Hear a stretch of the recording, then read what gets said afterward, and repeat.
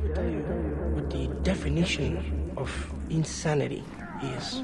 Insanity is doing the exact same fucking thing over and over again, expecting shit to change. That is crazy. SeaWorld was a big part of my and many other people's childhood growing up. SeaWorld has such an innocent surface to it all with the orcas and dolphins. You can pet the dolphins and ride amazing roller coasters. And we can't forget about the orca shows. Such a clear presentation. That's how they fool you. That's why people still go to SeaWorld after documentaries like Blackfish. They fool you with their friendly surface, so they can hide their true, dark self.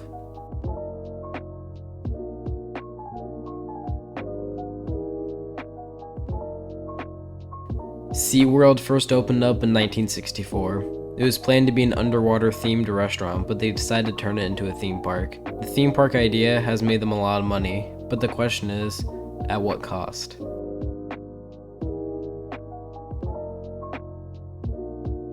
Let's start with the story of Senja and Snowflake the polar bears. Senja and Snowflake were two polar bears that grew up in SeaWorld together as close, tight-knit friends for the vast majority of their life together.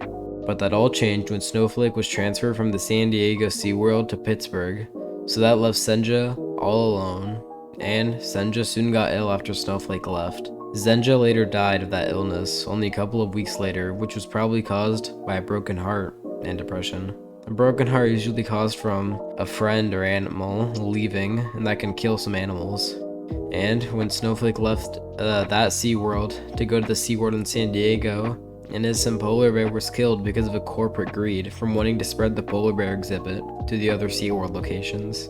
Nanook the beluga whale was also a victim of ignorance from SeaWorld. Nanook was in a tank with other beluga whales, and Nanook later got into a fight with one, and his jaw got injured, which soon got infected, which caused him to die. For those that don't know, belugas usually aren't around other beluga whales in the wild.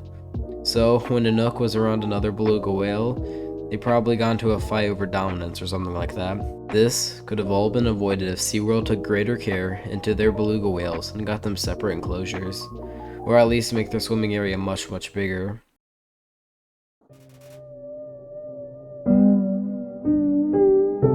Now, I had to talk about the hardest thing, the orca abuse.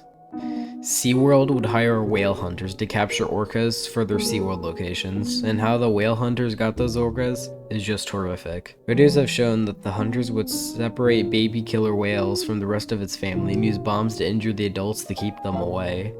They would then harpoon or net the baby killer whale and successfully capture it.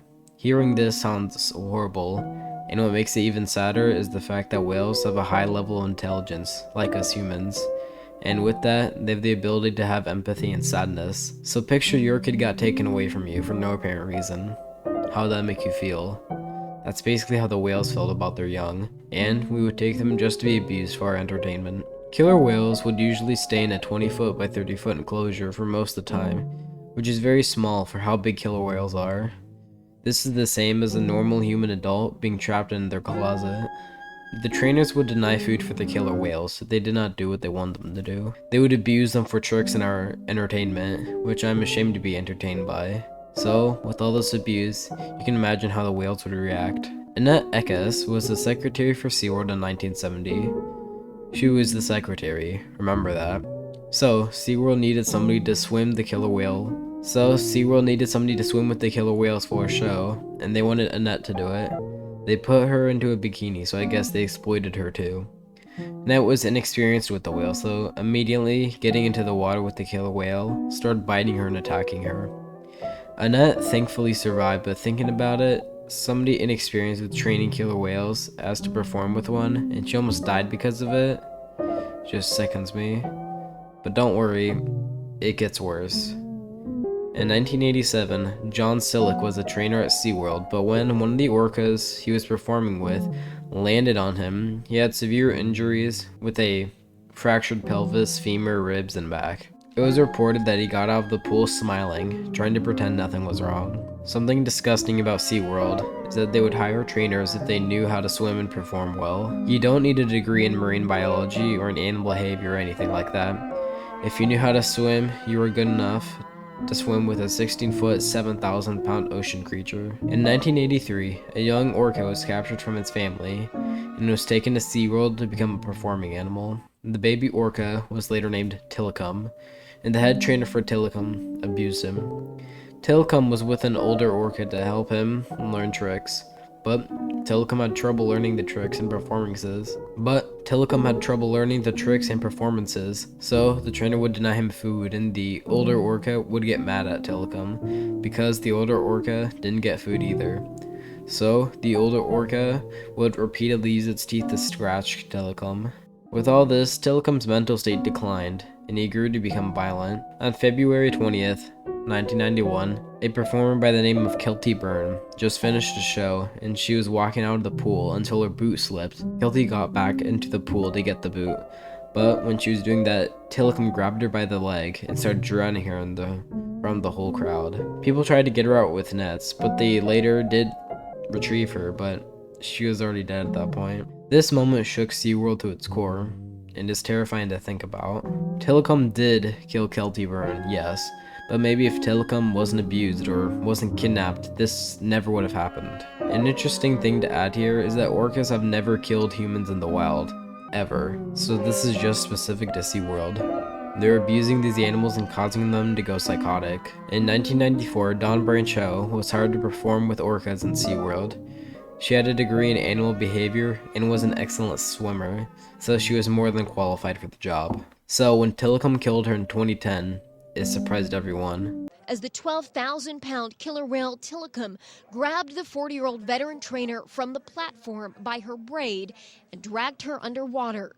She was under for a good 3 minutes, it seemed like forever, and then he brought her up down, farther down the other end of the tank. No, nobody would dive in, and, I was thinking, geez, should I dive in? But officials said Thursday nearby trainers couldn't jump in because Tilikum was far too aggressive. My heart goes out to them, too. They worked with her every day. I mean, it must have been hard to stand there. Trainers finally had to coax the killer whale into a small pool and raise him out of the water before they could free Brancheau from his jaws. The medical examiner's office says she likely died from multiple traumatic injuries and drowning. The Canal family can barely grasp what they witnessed. You're sitting there within arm's reach of a girl, and she's talking to you, explaining things, and then she's dead an hour later. During a show, Tilikum and Dawn were performing, but Tilikum grabbed her by the hair and dragged Dawn underwater while everyone could see. Dawn died a gruesome death with many injuries. People saw this in a stadium, traumatizing many kids. The question I have for SeaWorld is, was this worth it? Body count, the animal abuse, was the money still worth it at this point?